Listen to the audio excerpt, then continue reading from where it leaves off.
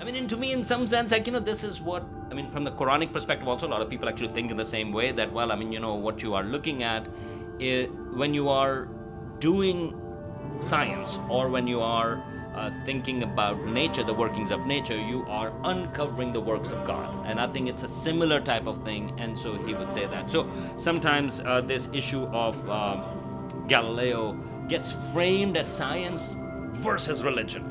Like, that Galileo got, like, wrongly when people say sort of like, oh, he got tortured, he got thrown into prison. Well, that was not the case. He was threatened with torture. Not a good thing. And he was never convicted of heresy. He was convicted of suspicion of heresy. These are little technical details. And he was also sent to house arrest. Right.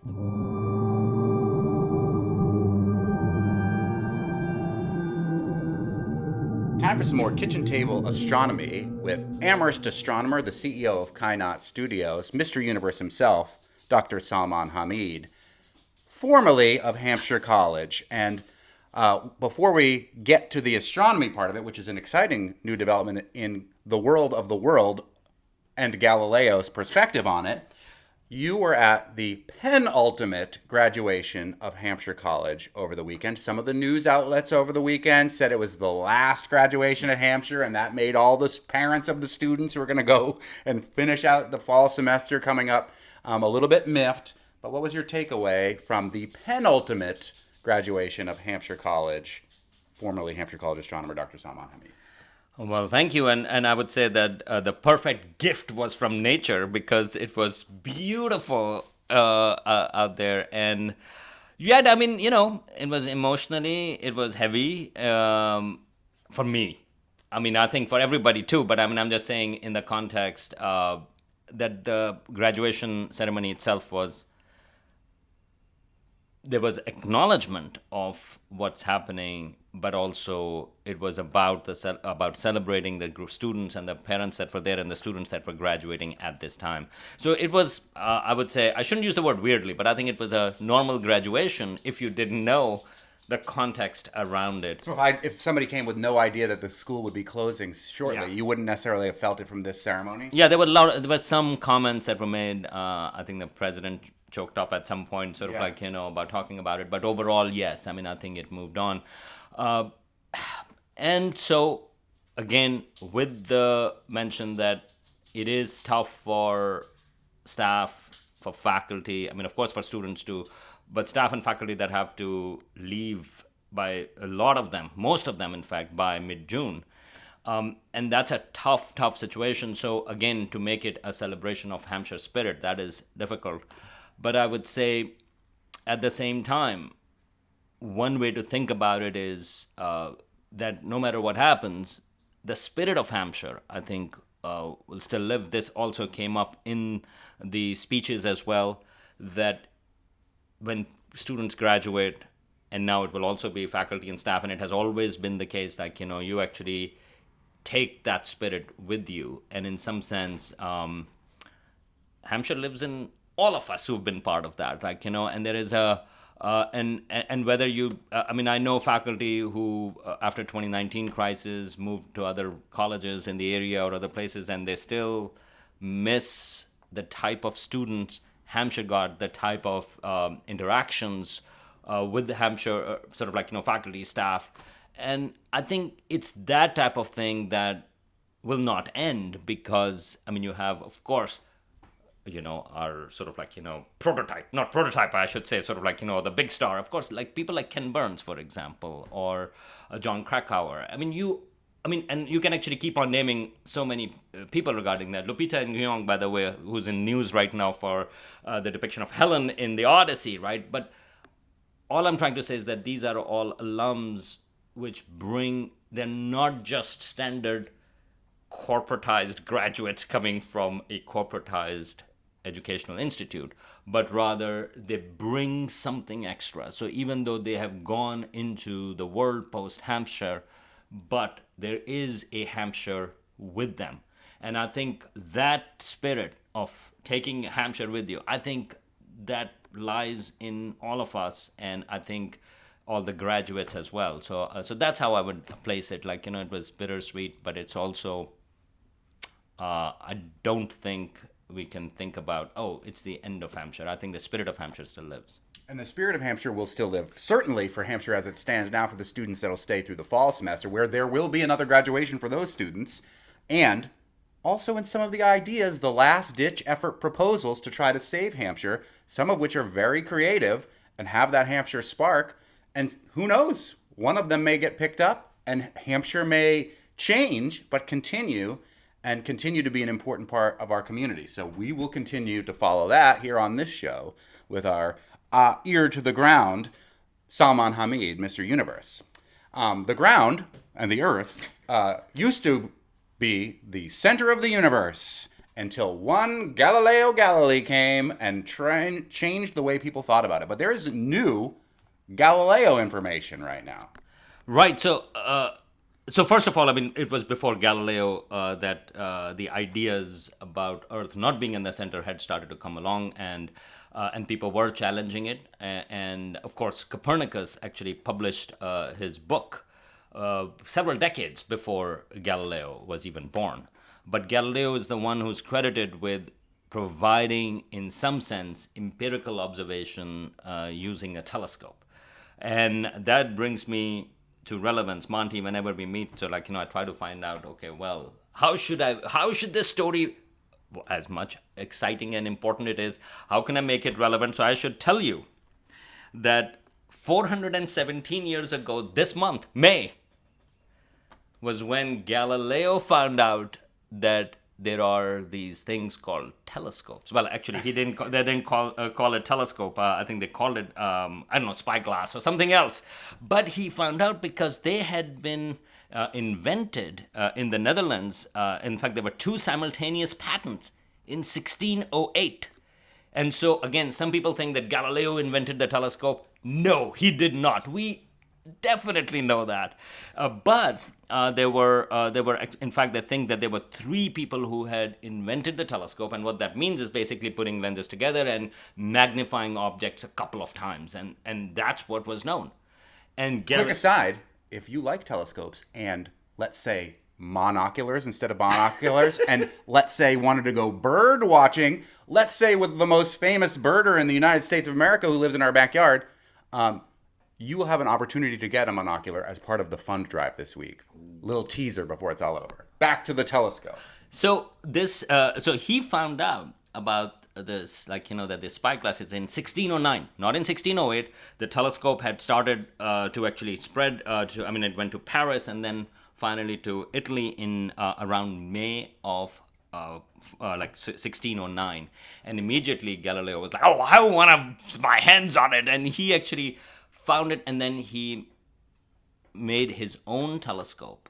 And that is when as far as we know, he was the first one to actually point the telescope up to the sky instead of at the birds, or your neighbor's windows. And and he in January of 1610 was when he looked at Jupiter, which is actually, I think, which is visible these days as well. Glorious right now. It's one of the brightest things in the sky at night. And these days it's nice and warm as well. So go out in the evening sky. You can also see Venus, but Venus is the brightest object other than the sun right now. So that is, and the moon, that is visible. And then Jupiter you can actually see. Galileo pointed his telescope to Jupiter, and he saw initially he saw three fixed stars right next to it.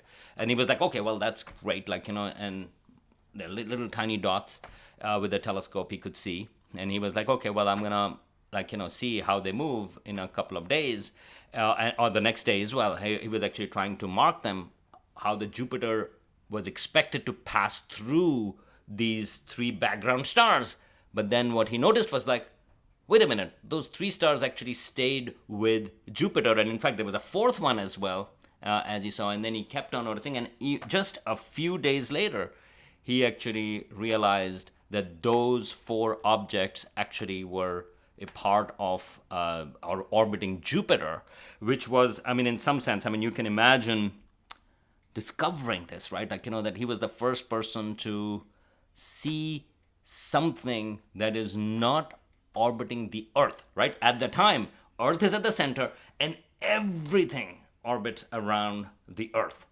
and he is seeing, oh, wait a minute, this Jupiter, and there are these 4 little tiny dots that I can see only through my telescope, is just sticking with Jupiter, and it looks like if you follow them night to night, you can see them move, change positions, but around Jupiter. And that was one of the most significant discoveries in the history of astronomy, because for the first time it was like, no, not everything. At least, even if you believe that almost everything revolves around the Earth and Earth is the center of the universe, we know at least one other object around which objects move, irrespective of the place of the Earth. And he then published that as Starry Messenger, his book, a few months later. And it's, it had other stuff as well about the moon and craters on the moon and phases of Venus and other types of things. But this observation was cool. Okay, this was a long preamble to talk about the discovery that has been made just a few months ago. And that is a discovery of the book, the Almagest, which means the greatest, actually, in Arabic. But this is a book that was written by Ptolemy. Ptolemy was a 2nd century Greco-Roman astronomer. And the system that Earth being at the center, and you have planets around, and they have their epicycles and things like that, the system that Galileo eventually overthrew in some sense, along with Copernicus. It was his book that was the Almagest. And of course, the discovery is not finding his book, because his books have been around. And in fact, this is actually the name itself tells you how these things transmit, because this was translated into Arabic. It was the Arabic name that gave sort of like Majest, from the Almagest, that became the greatest. And it was still considered as a canonical book at the time. But At the time of Galileo. At the time of Galileo. But in 1590, so this is 20 years before Galileo got his hands on the telescope, there was a book, because printing press has been there, and the Almagest had been printed. And some young guy, and he was, I think, a 26, 27-year-old young lad, he had a copy of the Almagest, and he took notes. He annotated the Almagest.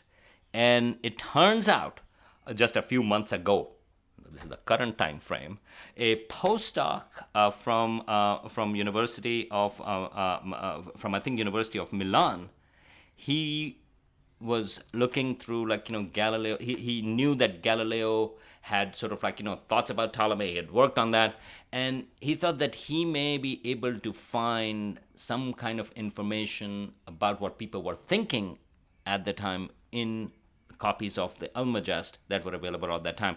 He actually looked for that in Vienna first, and then he went to the library in Florence, and he found one copy that, when he was looking at it, and there were annotations by hand, and one of the annotations was Psalm 145. And he looked at it, and he goes like, he's a historian, to put it in context. You cannot just go out and have the same thought. But he's a historian, and he looked at it, and he goes like, this writing looks familiar to me. Somebody has written, so he has Ptolemy's the Almagest, printed copy, dating to 1590, and he's saying this writing looks a bit familiar, and it has a biblical Psalm 145 on it, and he goes like, this looks like Galileo's handwriting. And it turns out, most likely, he is right. And not just that, so now actually he can go out and analyze all of the notes that Galileo took. Again, this is in 1590, about his thoughts regarding Ptolemy's systems.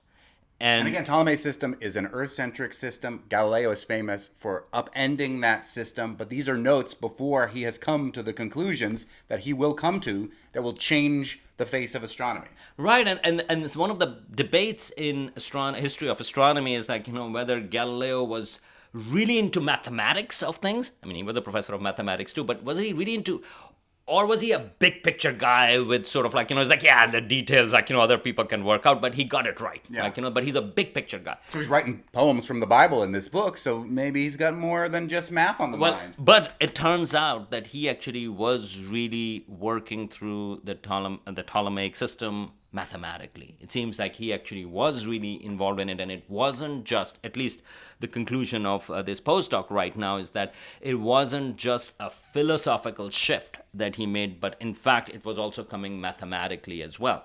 So I think what's interesting, and I then also looked at it like, what was Psalm? Well, I mean, my apologies, I'm not up to date on my Psalms or like, memory from that, but I did look up Psalm 145. What is it about? And it is about praise to the glory of God, and so why would he do that? Well, as it turns out, there is evidence. Later on, somebody quoted like, that actually Galileo used to read a prayer from the Bible before working on the Almagest. It's just a random thing, and so so Psalm 145, that makes actually, in that context, it makes sense. And I was looking at that, and one of the sort of poems or prayers in that sense is like, one generation shall extol your words to another and shall declare your mighty acts. They will recount the glorious splendor of your majesty, and on your wondrous works I will meditate. Mm-hmm. I mean, and to me, in some sense, like, this is what, I mean, from the Quranic perspective, also, a lot of people actually think in the same way that, well, I mean, what you are looking at when you are doing science, or when you are thinking about nature, the workings of nature, you are uncovering the works of God. And I think it's a similar type of thing. And so he would say that. So sometimes this issue of Galileo gets framed as science versus religion. Like, that Galileo got, wrongly when people say sort of like, no, he got tortured, he got thrown into prison. Well, that was not the case. He was threatened with torture, not a good thing. And he was never convicted of heresy. He was convicted of suspicion of heresy. These are little technical details. And he was also sent to house arrest, relatively comfortable house arrest. Not that house arrest is a good thing. So, but these are things that matter, and Galileo was not out to destroy religion, right? So that's another context that comes in, because he got into all of this trouble because he wanted to reform the Catholic Church. Because he could have printed his book that eventually got him into trouble. That was that dialogue concerning two world systems. That was much later, several decades, 5 decades later than when he was putting his thoughts on the copy of the Almagest. But when he could have printed it outside of the Vatican. But he actually wanted to get that book printed with the Vatican press because he thought, oh, those heretics, Protestants, they are doing all the science, and he wanted the Catholics to also be a part of that, and he wanted to reform that. And again, Galileo's own personality, I don't want to discount that, because he was kind of a person who doesn't suffer fools gladly, and he would actually tell people right in their faces what he thought. And so there was a faction within the Catholic Church that was against him, but a lot of it from his personality as well. But so was there a sort of like a faction within the Catholic Church who adored Galileo. And that is one of the reasons why, again, if you have this stereotypical picture of Galileo versus the church, or sort of like science versus religion, I want you to break that, because Galileo, as you can see, was religious, thought deeply about his interpretation of religion, like that you are uncovering the works of God. But he's also buried, if you want to go and find his grave, he was eventually buried in I think it's Church of Santa Croce in Florence, in the same place where Michelangelo is buried, and a lot of other people are buried in a revered form. And actually, his body was brought in, and it actually, somebody took his finger away, the middle finger, and that had been missing for a while. But then they found it, and it is now in the museum over there. And the reason they took away the finger, this should give you a flavor of what's going on, was because he was treated as a saint. Mm-hmm. And so his finger It's like a relic. It was a relic. And so, again... I love that it was his middle finger, too. Because a little bit he was giving a middle finger to the church. I think that... Well, but again, you see, I mean, I think to the Pope, more or less. And I think that's why the Pope got a little upset about it, because it was his statement in his book. And again, we'll get it. This is some other time we'll talk about, but one of the problems was that the book, the dialogue concerning two world systems, had three people that were talking. One stood in for Galileo, smart guy. One stood in for sort of like an old system, Ptolemy's system, who was not very smart. And then there was a third guy who was kind of like a common guy, like, it was Simplicio. And the problem is that he said something sort of like, really not so smart. And that actually were the exact words that the Pope had spoken to Galileo about. And everybody kind of knew, oh, that's a dig at the Pope. Mm-hmm. And Pope didn't take it kindly. So there are a lot of reasons why this became a political issue in that sense against Galileo. Galileo's personality is also part of it. But all of that said, look, we all now remember Galileo and not the Pope at the time. We all remember, Galileo and not all the other people. But it was not. We would do injustice to Galileo if we place all of these things as science versus religion, because Galileo himself did not think that this was a clash. He thought that when he is looking at nature, he's uncovering the works of God, and now we have evidence of it because of the note he annotated, the book that he eventually overthrew, the ideas that he overthrew, the Ptolemaic system. I love it. It's like a Galileo the prequel. Now that we're heading into summer movie season, Christopher Nolan's going to make a Galileo prequel movie. Yeah, and I was going to say, Lupita Nyong'o is going to play Galileo, but she can do anything. So she can do anything. Yes. Hampshire alum. That is true.